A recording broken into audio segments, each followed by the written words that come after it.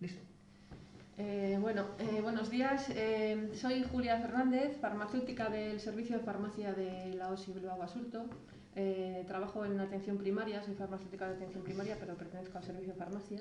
Y os voy a hacer una presentación de una presentación que hice en mi servicio la semana pasada sobre el tema de la vacunación contra el SARS-CoV-2, que nos pareció que quizá podría ser de interés para difundir también en estas jornadas o en estas sesiones sobre el centenario de los residentes de Basurto.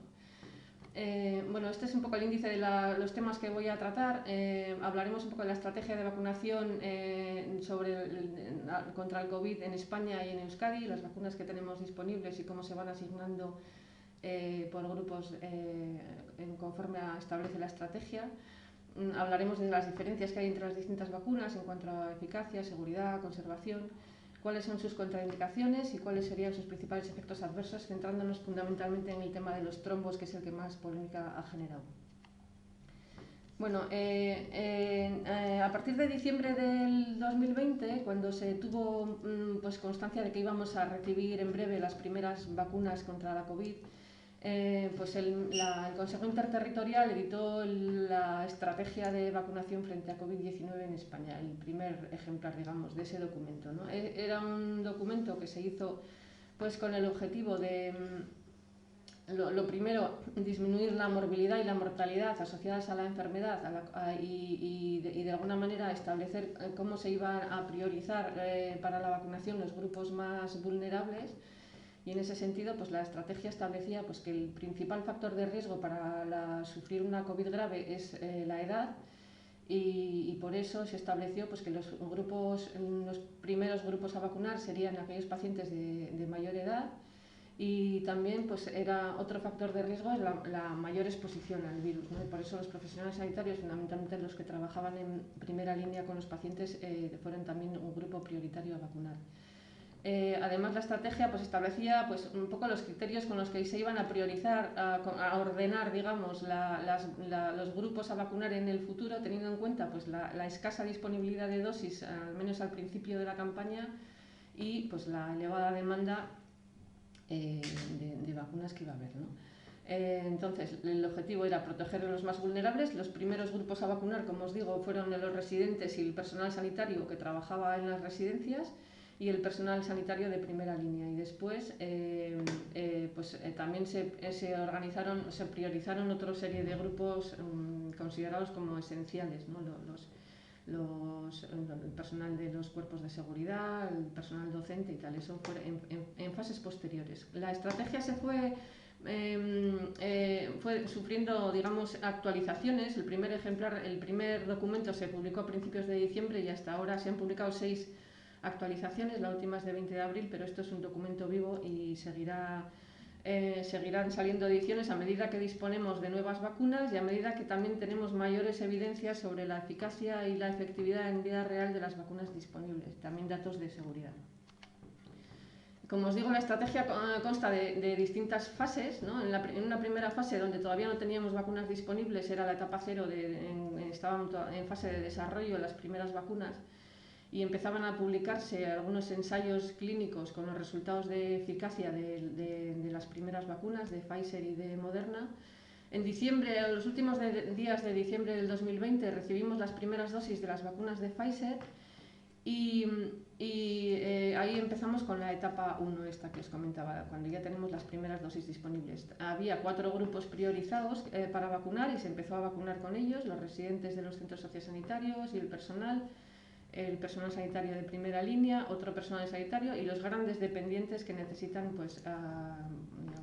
gran apoyo, no institucionalizados, pero que necesitan mucho, con una gran dependencia. Esos eran los 4 grupos para que había que vacunar en primera instancia.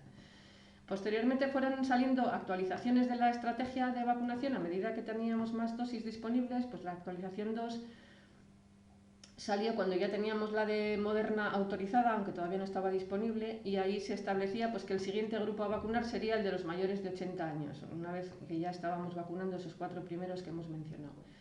En febrero, a partir de febrero, empezó otra etapa distinta de la estrategia, que es cuando ya tenemos más dosis disponibles. Ya se autoriza la vacuna de AstraZeneca, y se establecen otros grupos que van a seguir en el orden de priorización, ¿no? La vacuna de AstraZeneca salió en un principio, según la estrategia, autorizada para utilizar en población menor de 55 años. A pesar de que la ficha técnica de la vacuna no establecía ningún límite de edad para utilizar a partir de los 18 años, que es cuando está autorizada, pues en la estrategia de vacunación del Ministerio se estableció que se iba a utilizar la de AstraZeneca en menores de 55, un poco para organizar también, como los grupos de edad más mayores se estaban vacunando con vacunas de ARN mensajero, pues esta se puso para los menores de 55 y se establecieron una serie de grupos priorizados para utilizarla, como el personal sanitario no de primera línea, los fisioterapeutas, los farmacéuticos de oficina de farmacia estaban aquí, y el personal esencial, como os decía, como los docentes o los policías. Esta población se vacunaría, según la estrategia, con vacuna de AstraZeneca. Posteriormente, en las siguientes actualizaciones, pues se empezaron a publicar los primeros estudios observacionales que nos daban información sobre la efectividad de la vacuna en vida real y también sobre la eficacia frente a nuevas variantes que empezaban a circular, ¿no?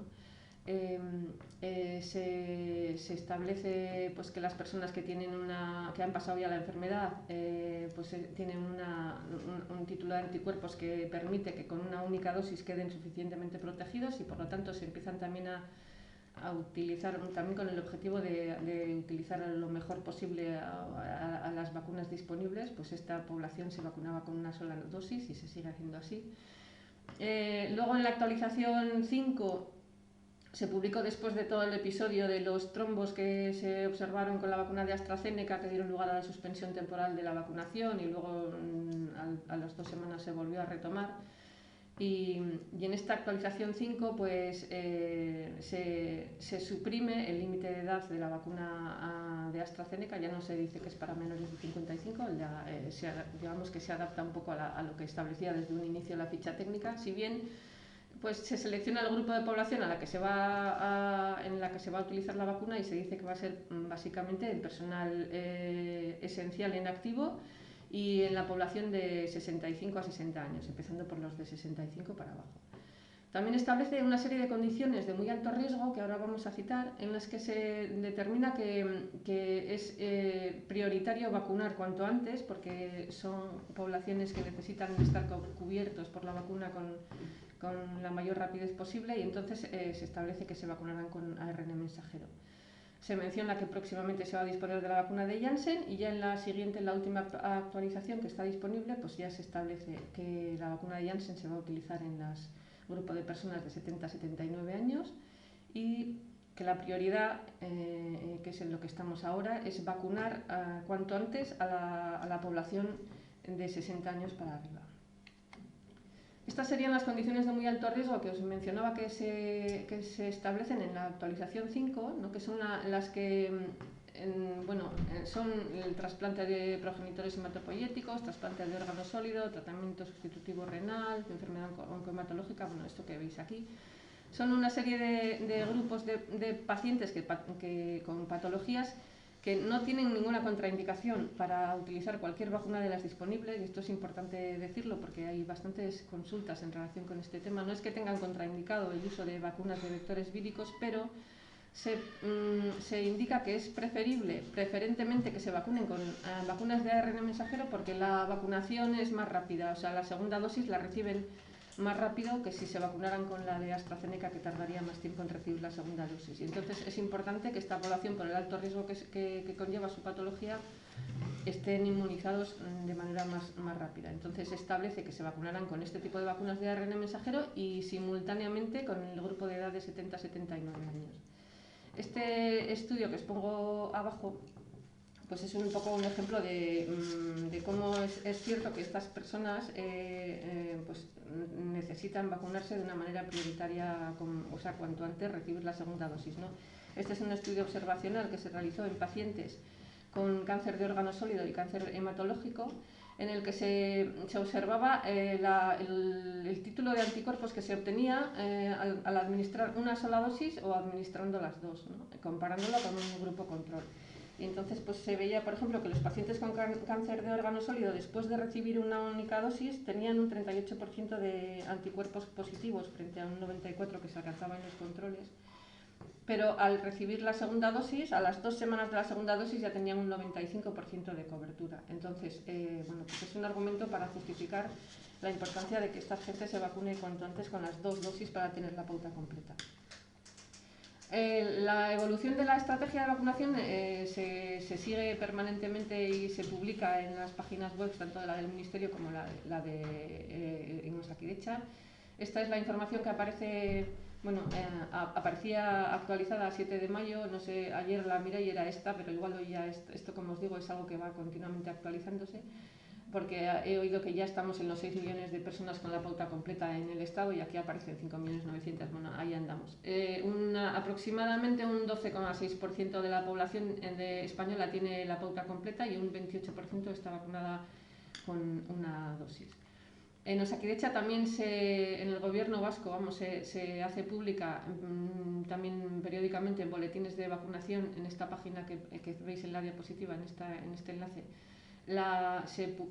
Se hace pública la información sobre las vacunas que se distribuyen por marca comercial, tanto las que hemos recibido como las que están reservadas para segundas dosis en algunas de las marcas, como veis, y también las administradas. Entonces esta información también es permanentemente actualizada. Esta es la correspondiente al 7 de mayo.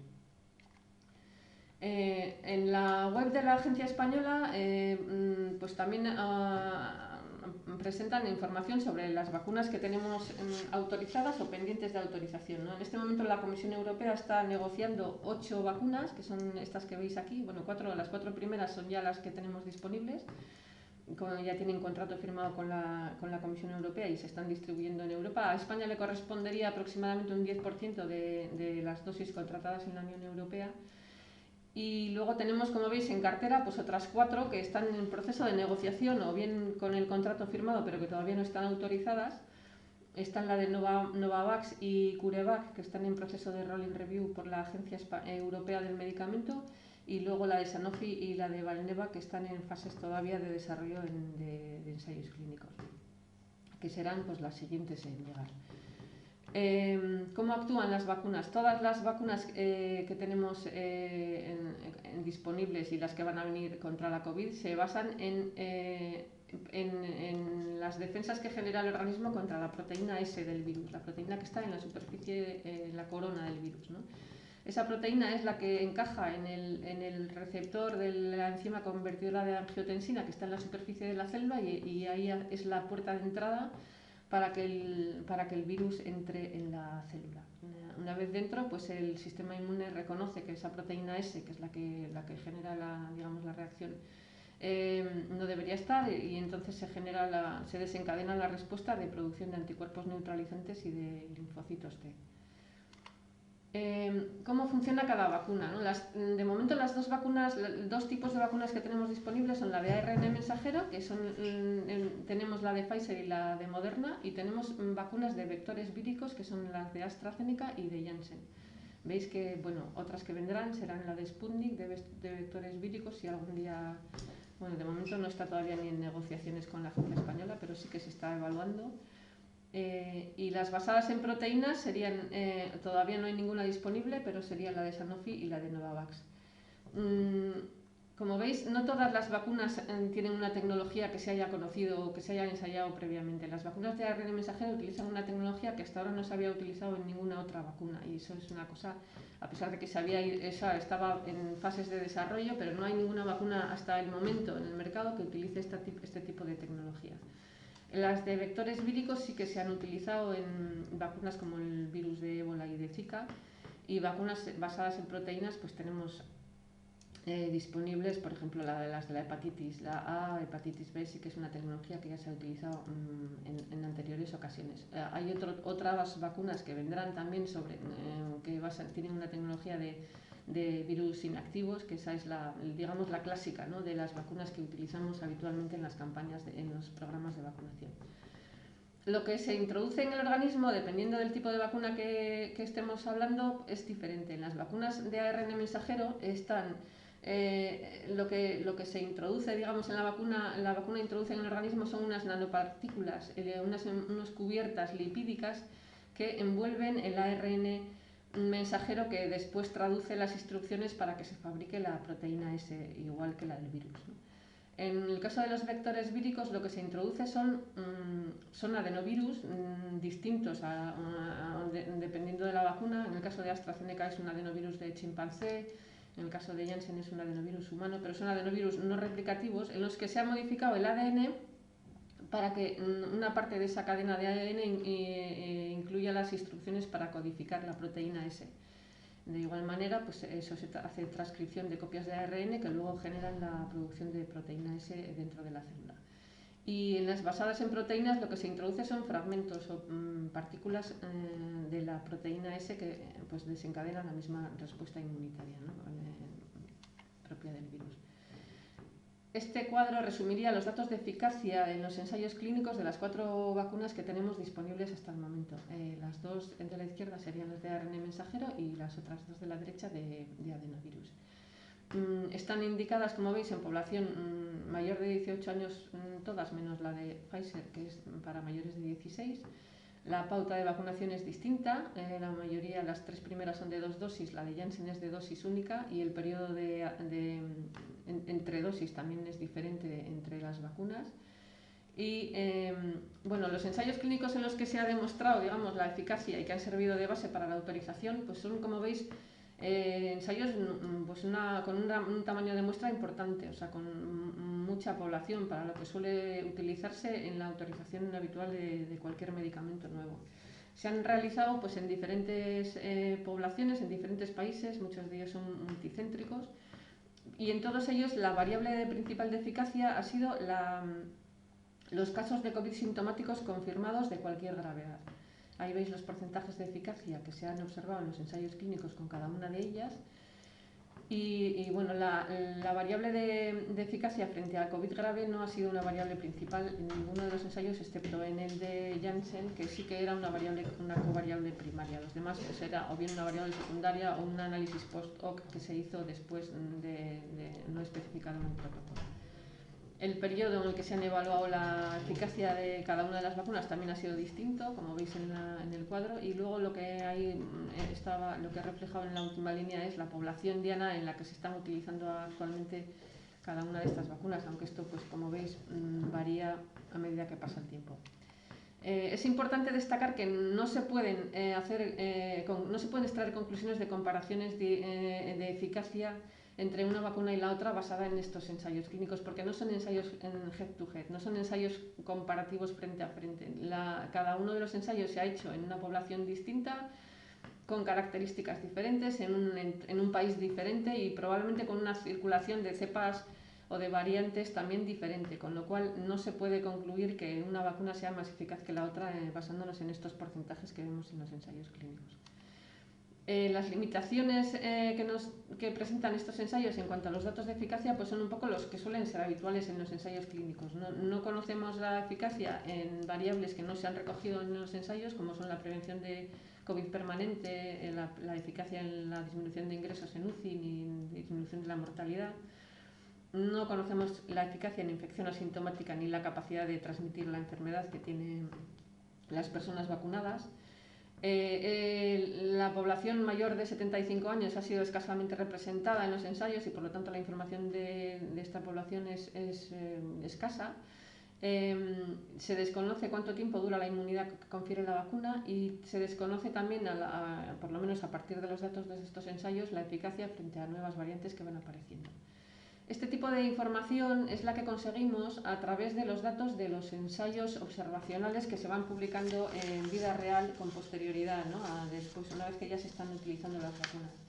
Y aquí he puesto algunos ejemplos de datos de estudios observacionales que son interesantes por el volumen de población que han analizado, pero hay más, y que nos dan un poco la idea de cómo están siendo de eficaces o de efectivas realmente las vacunas en la población cuando se usan de manera masiva, ¿no? Este primer ensayo o esta primera publicación corresponde con los datos del programa de vacunación, la campaña de vacunación que están llevando a cabo en Israel, que es una campaña masiva, como sabéis, es uno de los países que más ha invertido en la vacunación masiva de su población y que han empezado primero. Y aquí se recogen datos de pues sobre una población de unos 6,5 millones de personas mayores de 16 años que tienen como objetivo vacunar, pues ya estaban vacunados a 3 de abril en un 72,1%. Y la eficacia de la vacuna de Pfizer en estos variables que hemos visto, que veis ahí en la diapositiva, de disminución de COVID sintomático, disminución de hospitalizaciones, reducción de COVID grave o crítico o disminución de muertes por COVID, pues como veis son unos datos muy buenos, ¿no? Por encima del 95% en todos los casos y bueno, pues que dan un poco idea de lo eficaz que es la vacuna, de lo efectiva. Y además teniendo en cuenta pues, que en este momento, en el momento en el que se recoge esta información en Israel, pues la variante británica estaba ya circulando de una manera importante. De hecho decían que hay un 95% de los aislamientos eran ya de la variante británica, con lo cual pues, nos da también esperanza, ¿no? O información en el sentido de que la efectividad de la vacuna se mantiene a pesar de estas variantes. El otro estudio es un estudio observacional de cohortes que se realizó también en población de Escocia, a partir de 1.300.000 vacunados aproximadamente entre diciembre y febrero. Aquí lo que medían intentaban estudiar la efectividad de una única dosis de la vacuna de Pfizer o de AstraZeneca en la reducción de hospitalizaciones por COVID. También, como veis, pues un 91% de reducciones con la de Pfizer, 88% con la de AstraZeneca, pues son también datos muy esperanzadores, ¿no? Y por último, el ensayo de Inglaterra, la publicación de los datos de Inglaterra, no está publicado en una revista de revisión por pares como las otras, está de momento publicado como un paper. Se ha publicado, bueno, pues eso, estamos un poco a la espera de que se hagan los datos revisados, pero son datos de la población de los sanitarios que trabajan en hospitales públicos de Inglaterra, con información de un 89% de cobertura a 5 de febrero de este año, y pues también se ve que la vacuna de Pfizer obtiene una efectividad en prevención de infección sintomática y asintomática de 72% a los 21 días de la primera dosis y 86% a los 7 días de la segunda. En cuanto a la seguridad, estos serían los efectos adversos más frecuentes que aparecen descritos en las fichas técnicas, ¿no? Básicamente dolor en lugar de la inyección y reacciones pues, de tipo generales, pero pues, de tipo síndrome gripal, ¿no? Fatiga, mialgia, escalofríos, fiebre. Es verdad que son efectos adversos en general de intensidad leve, moderada y que se resuelven en unos pocos días. Son menos frecuentes en las personas de mayor edad y curiosamente pues con las vacunas de ARN mensajero se producen más frecuentemente las reacciones tras la segunda dosis, y sin embargo con la de AstraZeneca son más frecuentes después de la primera. Se ha observado también que hay una mayor reactogenicidad en las personas que han padecido ya el COVID. Bueno, pues simplemente mencionar que la Agencia Española del Medicamento publica periódicamente informes de farmacovigilancia, porque uno de los objetivos de la estrategia que no os he mencionado era también pues, que se va a hacer un seguimiento exhaustivo de todas las notificaciones de efectos adversos que se van produciendo con la vacunación, y un registro pues, y un análisis profundo de los casos, y entonces pues periódicamente se publican estos informes. Este que he puesto aquí es el de 9 de abril, el cuarto informe, pero justo hoy ha salido el número 5, no me ha dado tiempo a meterlo. Bueno, lo único que reflejan de momento estos informes periódicos de la agencia es que las reacciones adversas que se notifican habitualmente o más frecuentemente son los trastornos generales, la fiebre, el dolor en la zona de vacunación, y luego trastornos del sistema nervioso central como cefalea y mareos, y del sistema musculoesquelético, mialgias y artralgias. Del orden de 183 notificaciones por cada 100.000 personas vacunadas se están produciendo por el momento. Las limitaciones de los ensayos clínicos en cuanto al aspecto de seguridad pues son también un poco los que suelen ser habituales en cualquier ensayo clínico, ¿no? El perfil de efectos adversos o de eventos adversos es desconocido a medio y largo plazo, porque la duración del seguimiento de los ensayos es de unos 2 o 3 meses. los ensayos no son fiables para detectar eventos adversos que tienen una frecuencia muy baja, menor de 1 por cada 10.000 vacunados, y eso lo hemos visto como ejemplo en el caso de los trombos que no se habían observado en los ensayos clínicos. Y luego, pues los grupos de población que no suelen estar normalmente representados en los ensayos clínicos, como los niños, las embarazadas, los inmunocomprometidos, pues no tenemos información de momento sobre cuál es la efectividad o la eficacia de la vacuna en estas poblaciones. Este cuadro simplemente era un poco por presentarlo, no me voy a parar mucho, pero es una información que hemos hecho en la farmacia para los puntos de vacunación, para que tuviesen pues, un poco resumido la información sobre las condiciones de conservación de cada una de las vacunas, que como veis son diferentes. Las vacunas de ARN mensajero tienen unas condiciones más estrictas en cuanto a temperatura de conservación y también más estrecha la caducidad, mientras que las de virus, los de vector viral, pues tienen unas condiciones más habituales o más parecidas a las normales, entre 2 y 8 grados de temperatura en frigorífico y una caducidad más larga. ¿Cuáles son las contraindicaciones? Bueno, las únicas contraindicaciones que recogen las fichas técnicas de estas vacunas son esta: reacción alérgica grave a dosis anteriores de la vacuna o alguno de los excipientes, o reacción alérgica inmediata de cualquier gravedad a dosis anteriores o a sus excipientes, incluyendo polietilenglicol y polisorbato. Como veis, las dos vacunas de ARN mensajero tienen polietilenglicol, las de vector vírico tienen polisorbato, pero parece que hay reacciones cruzadas entre estos dos tipos de excipientes, de manera que la alergia a uno de ellos pues condiciona que tampoco se podría administrar el otro tipo de vacuna. La de Moderna además contiene también trometamol, que puede también ocasionar alergias. Aunque no es una contraindicación recogida expresamente así en la ficha técnica, sí es verdad que las guías técnicas que ha elaborado el Ministerio sobre estas vacunas, las de AstraZeneca y de Janssen, dice que por las similitudes en la patogenia se desaconseja la administración de estas vacunas en personas con antecedentes de trombocitopenia inducida por heparina, que es donde se ha visto pues, que es más probable la aparición de estos trombos. ¿Qué pasa con los trombos? Bueno, como sabéis, la primera noticia respecto a este tema surgió en marzo, cuando se salió en la prensa pues que en Austria se habían producido dos casos de eventos adversos graves relacionados con la vacuna de AstraZeneca, en concreto con un lote determinado de esa vacuna. En uno de los casos el paciente había fallecido y eso pues puso a todo el mundo en alerta, digamos, ¿no? Y a raíz de ahí pues la agencia española publicó varias notas, una nota de seguridad, una nota informativa en marzo, pues haciendo una descripción de los casos de tromboembolismo que se habían notificado hasta el momento en la Unión Europea. Y bueno, en las dos primeras notas no parecía que el problema fuese preocupante, o al menos no se había, la evaluación que se hacía de los casos no indicaba que podía haber una relación causal con la vacuna, ni siquiera con el lote tampoco ese en concreto, a pesar de que en la segunda nota ya se hablaba de que había habido 3 casos en España, pero ninguno de ellos eran con ese lote y no había ninguna razón para interrumpir el plan de vacunación, ¿no?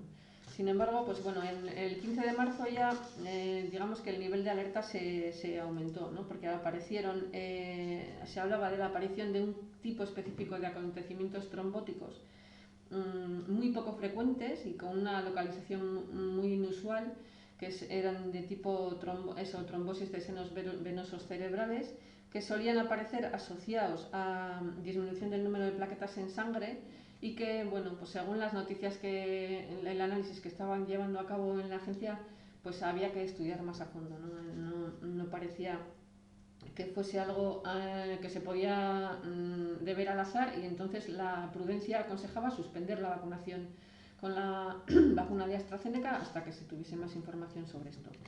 El 18 de marzo sale otra nota de la agencia en la que habla de una reunión del Comité para la Evaluación de Riesgos de Farmacovigilancia de Europa. Ya se han analizado en este caso 7 casos de coagulación intravascular diseminada y 18 de trombosis de senos venosos cerebrales, que son esos trombos que decíamos que son de localización muy inusual, sobre un total de 20 millones de vacunados. O sea que la frecuencia era baja, muy baja, pero es verdad que era, pues bueno, ya se reconoce que es una frecuencia mayor de la que cabría esperar en la población general. Son casos que se dan asociados habitualmente con disminución de plaquetas, y lo que se observa es que se produce mayoritariamente en población de menos de 55 años y mujeres. A pesar de eso, tanto la agencia española como bueno, la agencia europea, básicamente, que era de donde salía el informe, concluían que el beneficio global de la vacuna continuaba siendo positivo y el balance beneficio-riesgo, digamos, y entonces se reanudó la vacunación en España con la vacuna de AstraZeneca. El 7 de abril, continuando con la evaluación de los casos, de nuevo el comité de evaluación sacó un documento de conclusiones y ya se habían producido para esa altura 62 casos de trombosis de senos venosos cerebrales, 22 de trombosis en venas esplácnicas, sobre un total de 25 millones de vacunados y había 18 fallecimientos.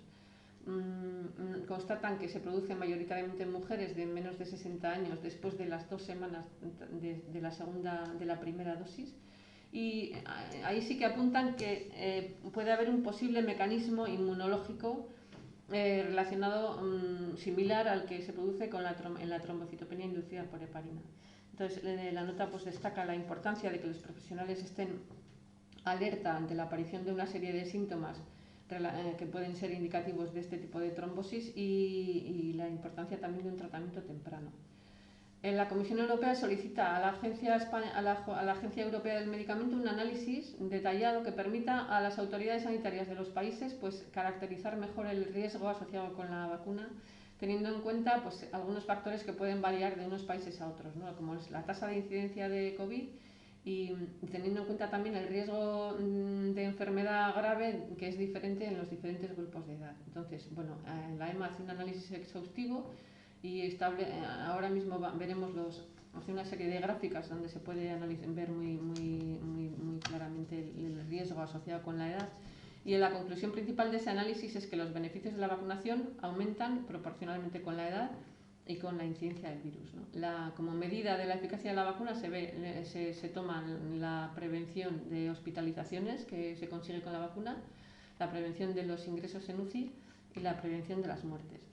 Entonces, digamos, en diferentes contextos de tasas de infección, pues hacen una comparación entre el beneficio que produce la vacuna en la prevención de hospitalizaciones, por ejemplo, frente al riesgo que supone el riesgo que hay de aparición de este tipo de trombos en los diferentes tramos de edad.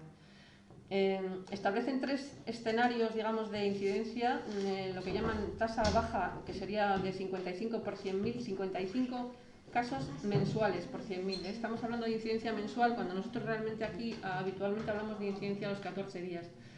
Bueno, podríamos, haciendo una extrapolación un poco grosera, asimilar que la tasa alta de incidencia que ellos consideran que son 886 casos se podría quizás asimilar como unos 440 casos a los 14 días, que es aproximadamente lo que tenemos aquí actualmente o que teníamos ayer, o igual estamos un pelín mejor, pero bueno, alrededor de los 400 y pico casos estaríamos en un escenario de alta incidencia.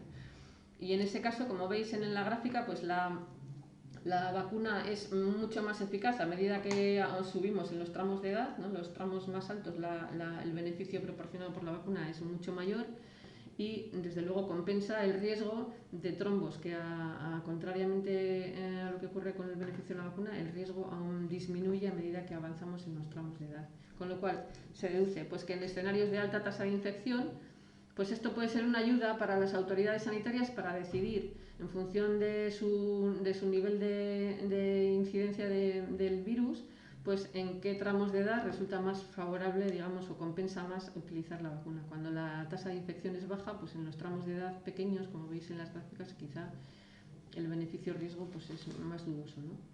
Lo mismo ocurre con la prevención de ingresos en UCI, también pues en escenarios de alta tasa de infección, en los tramos de edad superiores la vacuna es claramente beneficiosa, y lo mismo ocurre también con la prevención de muertes. Lo que sí que dice el informe de la agencia es que esto no pretende ser una evaluación taxativa, digamos, del beneficio-riesgo de la vacuna, pero pretende ser una orientación a las autoridades sanitarias para tomar decisiones teniendo en cuenta pues eso, que tienen otra disponibilidad también de otras vacunas alternativas y teniendo en cuenta su propia situación epidemiológica. El tema de los trombos se ha repetido después también con la vacuna de Janssen, a pesar de que, sin embargo, la repercusión mediática que ha tenido pues no ha tenido nada que ver, como sabéis, ¿no?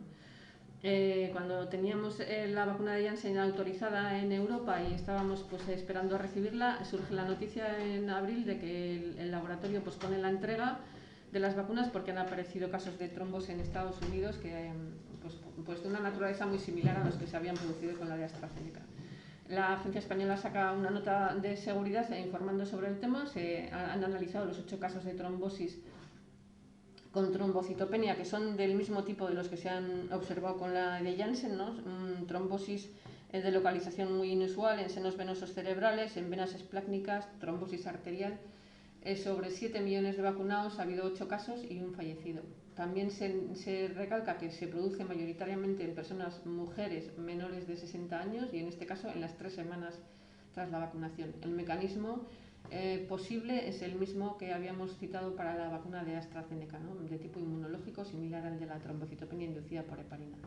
Y con estos datos, pues la actualización de 6 de la estrategia establece pues, que la vacuna de Janssen se va a utilizar en la población de 70 a 79 años y aprovechando que es una vacuna que solo necesita una dosis, pues en Euskadi se utiliza para los crónicos domiciliarios. Bueno, ya estoy terminando. Esta sería la nota que ha publicado la Agencia Española en la semana pasada, en la que recuerda a los profesionales sanitarios que deben estar alerta ante los signos y síntomas de tromboembolismo que se producen en pacientes que hayan recibido previamente una vacuna de adenovirus. En el documento se especifican o se detallan con mucha profusión cuáles son los síntomas y signos de sospecha, si hay un algoritmo para el manejo de los pacientes con sospecha de este tipo de trombos y cuáles serían las pruebas diagnósticas que deberían realizarse de manera urgente. Se habla también de las recomendaciones de tratamiento anticoagulante alternativo y cómo deberían documentarse los casos. Y esta sería la hoja de información que hemos elaborado los farmacéuticos de atención primaria para entregar a los pacientes que se vacunan con vacuna de AstraZeneca o también con la de Janssen hemos hecho una similar en la que, un poco para destacar cuáles serían los síntomas o signos sobre los que deben estar alerta y en caso de aparición pues solicitar atención médica, ¿no? Dificultad para respirar, dolor en el pecho, hinchazón en una pierna, dolor abdominal, petequias en lugares distintos al de la vacuna, en fin. Y esto es todo, no quería deciros nada más, simplemente destacar que este tema es, como veis en la figura, pues continuamente cambiante y bueno, pues probablemente la información que hemos difundido hoy, pues dentro de un par de semanas habrá que revisarla porque tendremos nuevos datos, pero es lo que os puedo contar a día de hoy. No sé si tenéis alguna pregunta.